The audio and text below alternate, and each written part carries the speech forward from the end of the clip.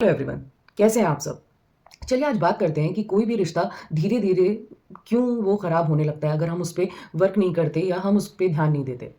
कभी-कभी आपने देखा होगा कि कुछ कपल होते हैं या कोई फ्रेंड्स होते हैं या कोई भी रिश्ता धीरे-धीरे उसमें बहुत अच्छा चलता है, लेकिन धीरे-धीरे उसमें प्रॉब्लम आना क्यों शुरू हो जाती है और आगे जाके वो सेपरेट हो जाते हैं। या आजकल की बात करें, आप आए दिन सुन रहे हैं डिवोर्स। डिवोर्स आजकल आम बात हो गई है। इस डिवोर्स में बहुत से रीज़न होते हैं, बहुत सारे इश्यूज़ होते हैं, लेकिन जो एक एक चीज़ है जो मेजर रोल प्ले करता है, उसको हम सब अपनी लाइफ़ में यूज़ करते हैं और हम उसके बारे में सोचते नहीं हैं, कि वो कितना खतरनाक हो सकता है हमारे रिश्तों के लिए। हेलो एवरीवन, आज हम बात करेंगे ईगो के बारे में। ईगो हमारी लाइफ़ में क्या प्रॉब्लम्स लाता है? ईगो की वजह से हम लोग क्या क्या फेस करते हैं अपनी पर्सनल लाइफ़ में? ईगो जो है हमारे बहुत सिग्निफिकेंट रोल प्ले करता है हमारी किसी भी रिलेशनशिप में। चलिए आज जानते हैं कि ईगो से सबसे ज़्यादा एक रिलेशनशिप में क्या-क्या दिक्कतें आना शुरू होती है। अगर हम अपनी ईगो को कंट्रोल नहीं करते, हम अपनी बात पे ही अड़े रहते हैं, सामने वाले पार्टनर की बात नहीं सुनते हैं, तो धीरे-धीरे हमारे रिश्ते में कॉन्फ्लिक्ट बढ़ता जाता है। हर टाइम उससे उसके लिए हम कॉम्पिटिटिव हो जाते हैं कि नहीं मेरी बात ही सही है। ये नहीं अगर तुम नहीं मान रहे हो तो मैं भी नहीं मानूँगी या मानूँगा।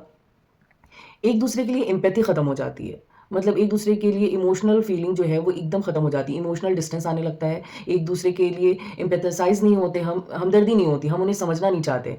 ठीक है, प्रॉब्लम हो रही होगी लेकिन वो उसने भी तो मेरी बात नहीं मानी।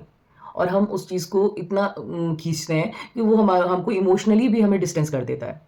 और फिर हमारे अंदर एक कॉम्पिटिटिव बिहेवियर आ जाता है। एक दूसरे के लिए हमारी फीलिंग खत्म हो चुकी होती है। बस हम साथ होते हैं और एक दूसरे को डोमिनेट करते हैं।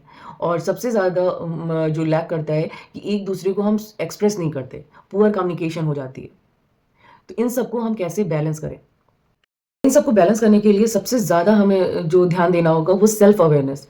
अपने बारे में, अपने ईगो के बारे में हमें अवेयर होना होगा कि हम अपनी रिलेशनशिप में कितना ईगो है जो शो करते हैं सामने वाले पार्टनर को। अगर हम अपने ईगो के बारे में अवेयर होंगे, तो हम सामने वाले को भी अंडरस्टैंड करने की कोशिश करेंगे।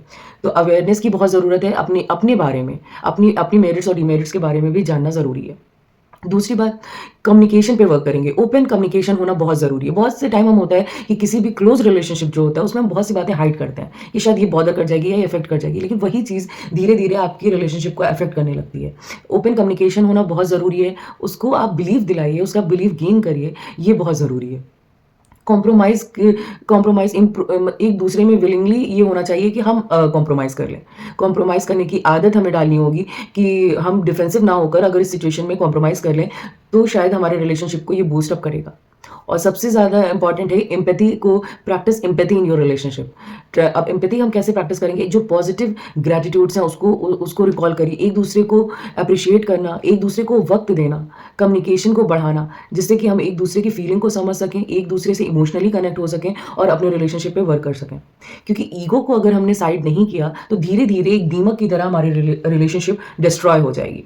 और जिस टाइम हम किसी भी रिलेशनशिप पे वर्क करते हैं या किसी भी रिलेशनशिप में हम देखते हैं कि उसमें दूरियाँ आती हैं, तो वो जो 2 इंडिविजुअल के बीच दूरियाँ आती हैं, वो ये उस टाइम नहीं सोचते कि इससे हमारी सराउंडिंग या हमारी मेंटल हेल्थ या हमारी फैमिली पे क्या असर पड़ेगा।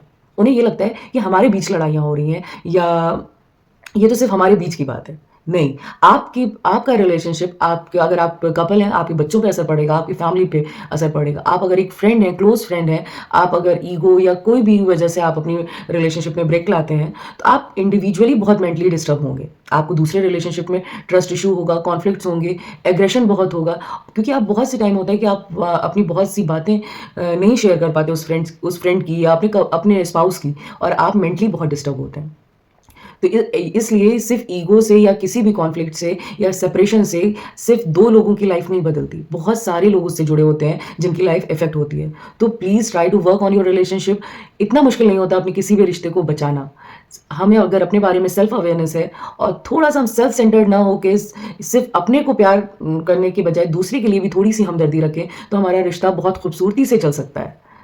Hope you like my video. Please like, share and subscribe and try to save your relationship. Thank you.